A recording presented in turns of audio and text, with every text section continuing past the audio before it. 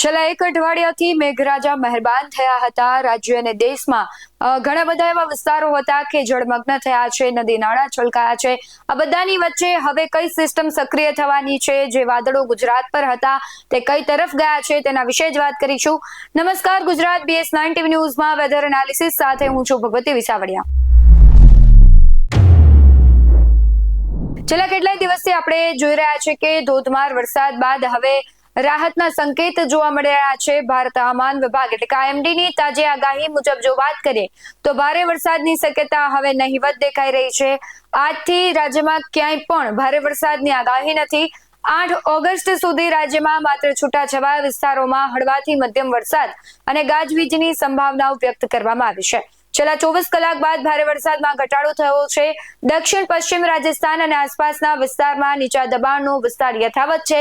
તેની સાથે સંકળાયેલા ચક્રવાતી પરિભ્રમણ લગભગ 5.8 કિમીની ઊંચાઈ સુધી વિસ્તરેલું છે.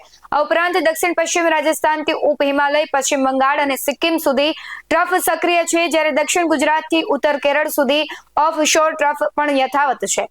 ઉત્તર પાકિસ્તાન અને આસપાસના વિસ્તારમાં પશ્ચિમી વિક્ષેપ સક્રિય અને 4 ઓગસ્ટથી તેની ઉત્તર પશ્ચિમ ભારત પર અસર થવાની શક્યતા છે. જો કે ગુજરાતમાં તેની અસર મર્યાદિત રહેવાની સંભાવના છે.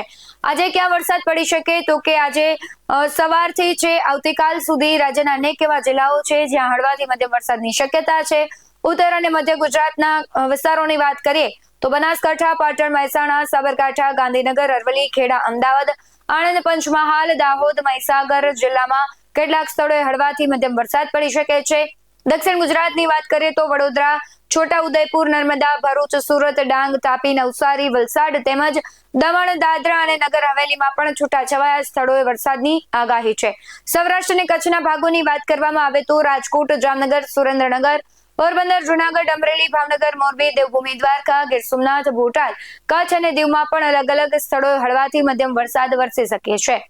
હવામાનમાં હવે રાહતના સંકેત છે, પરંતુ આગામી સપ્તાહ દરમિયાન કોઈ એવો વ્યાપક કે ભારે જો વરસાદી સિસ્ટમ સક્રિય થવાની અત્યારે કોઈ ખાસી એવી સંભાવનાઓ તો નથી દેખાઈ રહી, પરંતુ થાય છે તો પછી વાતાવરણમાં પલટો આવી શકે છે અને તેના પરિણામે ભારે વરસાદની સ્થિતિ છે તે પણ સર્જાઈ શકે છે.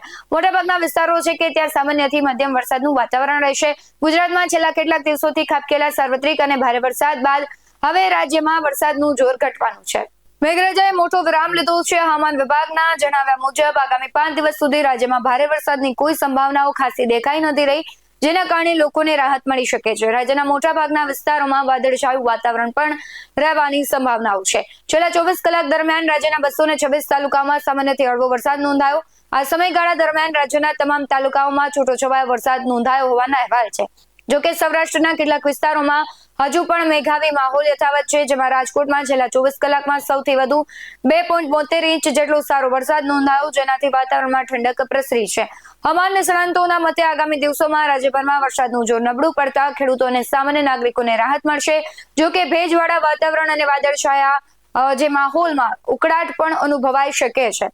વડોદરાની વાત કરીએ તો ડભોઈમાં થયેલા ભારે વરસાદ બાદ વઢવાણા સિંચાઈ તળાવમાં 70% વધુ પાણીની આવક થઈ છે. જોજવા ડેમમાંથી પાણી છોડાતા તળાવ ઝડપથી ભરાઈ ગયું હતું. ડભોઈ અને આસપાસના 32 ગામોની જીવાદોરી ગણાતા આ તળાવમાં છેલ્લા 15 દિવસથી પાણીનો અભાવ હતો, પરંતુ હવે પાણીના જથ્થામાં થયેલા વધારાથી ગ્રામજનો અને ખેડૂતોમાં ખુશીની લાગણી જોવા મળી છે.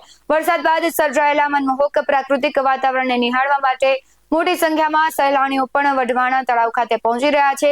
રાજ્યમાં છેલ્લા કેટલાક દિવસોની સરખામણીએ વરસાદનું હવે જોર ઘટવાનું છે અને જે પ્રમાણે ખેડૂતોની વાત કરવામાં આવે તો ખેડૂતો માટે પણ આગામી દિવસો સારા હોય તેવા એંધાણ દેખાઈ રહ્યા છે. જો તમારા વિસ્તારમાં વરસાદ છે તો તમે એ વિડીયો અમને અમારા WhatsApp નંબર પર મોકલી શકો છો. બાકી આવા જ વધુ અહેવાલો સાથે ફરી મળતા રહીશું. તમે મારી YouTube ચેનલને સબસ્ક્રાઇબ કરવાનું અને Facebook અને Instagram પર ફોલો કરવાનું ભૂલશો નહીં. બાકી અવનવી અપડેટ્સ મેળવવા માટે જોતા રહો BS9 TV ન્યૂઝ. નમસ્કાર.